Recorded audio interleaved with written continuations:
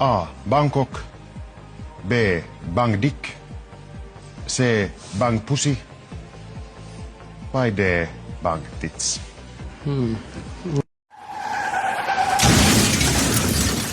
Hold up, I'm gonna have to phone a friend. I wonder if a butterfly ever wanted a tattoo of a fat single mother on its lower back. I'm gonna be the bigger person here. Oh, you're definitely the bigger person. No, you definitely are. I got a Coke body figure. A 3 liter?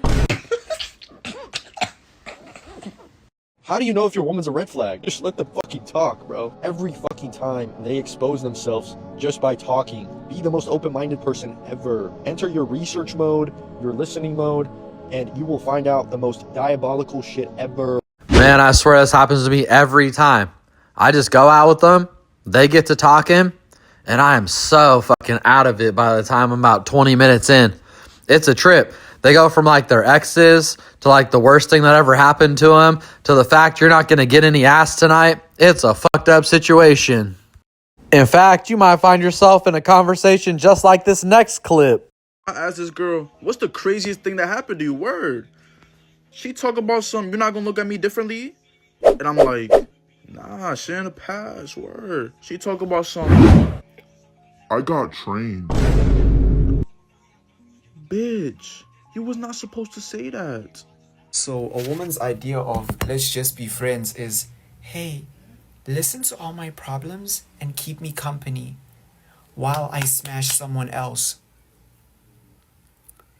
All right, guys, I said it before. I'm going to have to say it again, man. The friend zone, it's trash.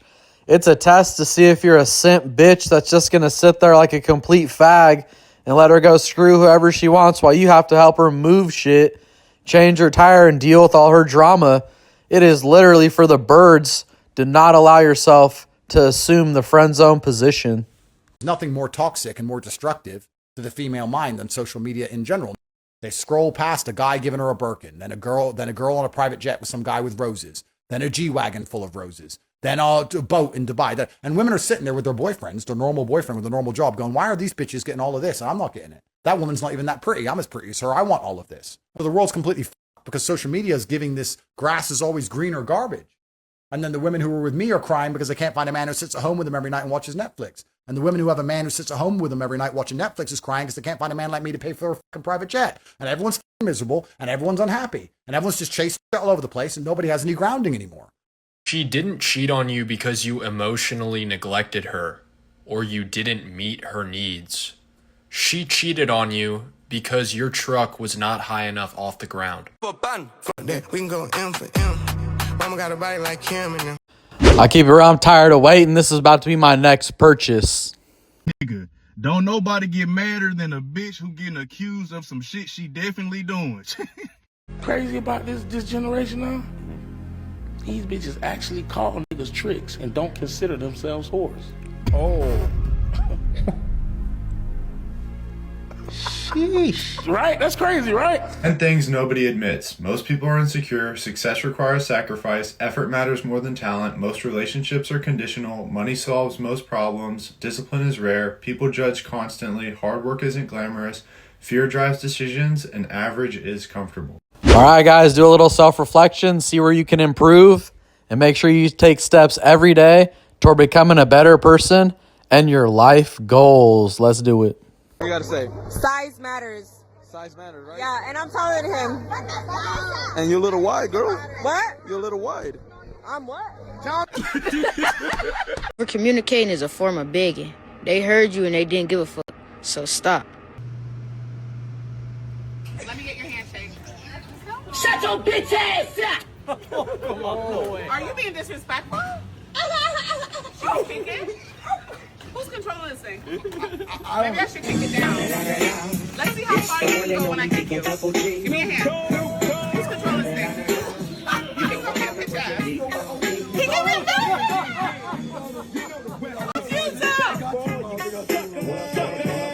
Bye, Felicia. I never got married because I don't see any reason to make somebody else a partner with my money. I had a very rough career. I suffered and struggled all my life. It took me 20 years to become a hit. And then I wasn't such a hit. It took me another 2, another 3, another 5. Then I came here. I wasn't such a sensation with you either, so I had to come back. Then you found out what I do for a living. Now you got me back again. Now it took me 25 years to do this. Now that I'm making a comfortable living for the first time, I'm going to go make somebody else a partner. It doesn't make no sense. This is the only business in the world where somebody who's contributed absolutely nothing to your life for your money says, how do you do? I'm your partner. And if God forbid you spend a week with her and it doesn't work out, you owe her money. How do you owe her money? She contributed nothing to your money. She had a better life with you than she ever had for herself, didn't she? This Yente usually was living in Brooklyn, someplace in a basement. She couldn't afford gas or electricity. She beats a guy like Johnny Carson, gives her everything in the world for nothing, and at the end of it, you owe her money. Well, guys, they say that marriage is a raw deal today, but it seems like it always has been. This clip has to be from like the 80s at least. You know, I think that our dad's generation were the first guys to really get screwed so bad. And then we can look at it and say, it ain't worth it. Like we're really able to do some serious math here. Sit down with people and really look at, you know, the things that other people went through, and we don't have to go through it too to understand the equation.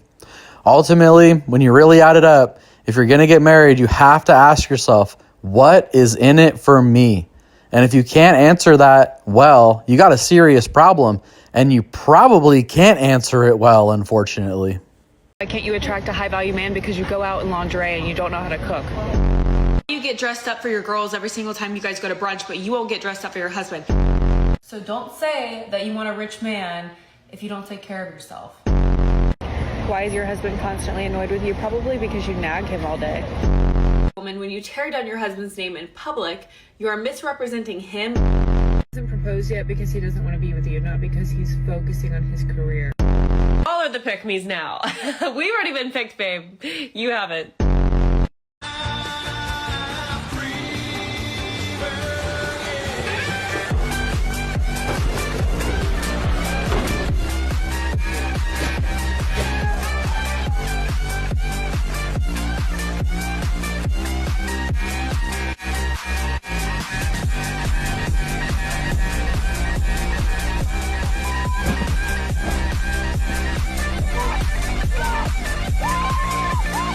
Oh my gosh, I was about to give my dog a pig ear. Look, this pig was number 997.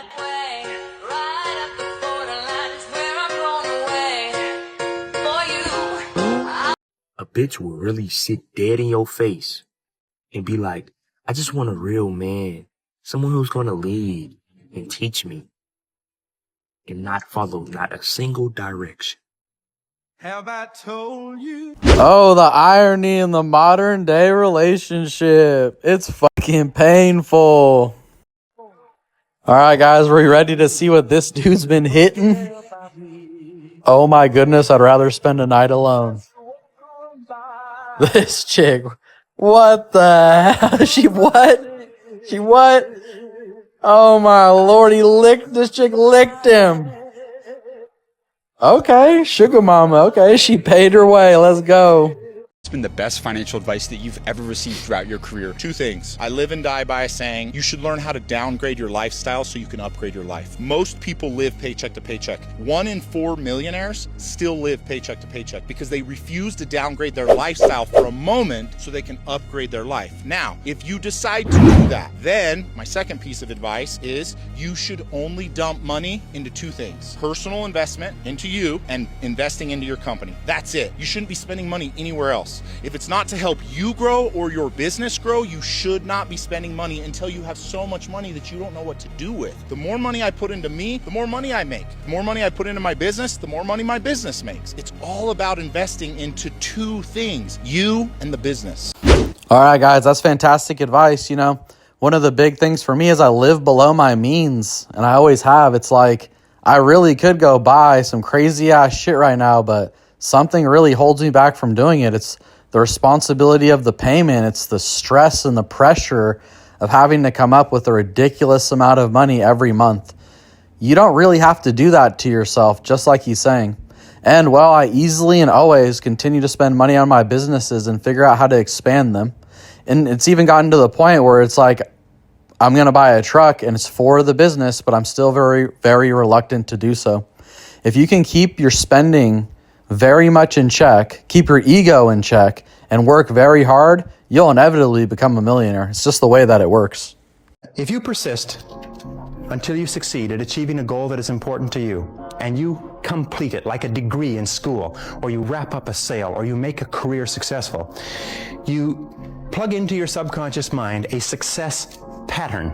And then the subconscious mind, running on the basis of inertia, attempts to adjust your words, actions, and feelings to duplicate that success pattern. And that's why they say nothing succeeds like success. That once you've been successful, you have a pattern set down which will enable you to apply that pattern to another part of your work to be successful in that. And the more you succeed, the more this pattern of success is reinforced. And you'll finally reach the point where it's impossible for you to fail if you succeed enough times. Because you will have within you a self-adjusting mechanism that will guarantee your success. Brian Tracy, he's the man. All right, guys, if you like that video, please watch another one right here. And as always, please like, share, and subscribe because we're going to see you on the next one.